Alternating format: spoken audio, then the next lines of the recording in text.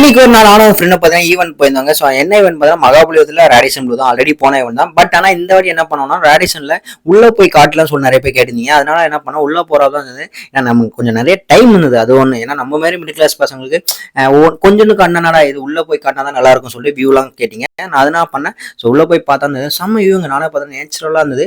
சும்மா மரம்லாம் வந்து வச்சு செம்மையாக கிராண்டாக பண்ணியிருந்தாங்க.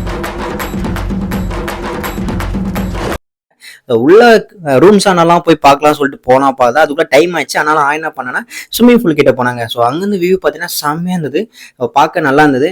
அது இல்லாமல் அப்கமிங்ல இது வந்து பார்ட் 1 பண்ணி தான், பார்ட் 2 வெயிட் பண்ணுங்க. அது இல்லாமல் ஈவென்ட் ஸ்டார்ட் ஆகி சொல்லிட்டாங்க. அங்கே வந்து ரெடி பண்ணியிருந்தோம்.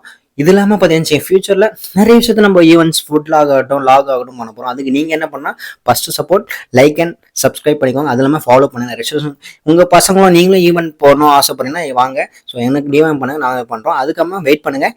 Stay tune. பாய்.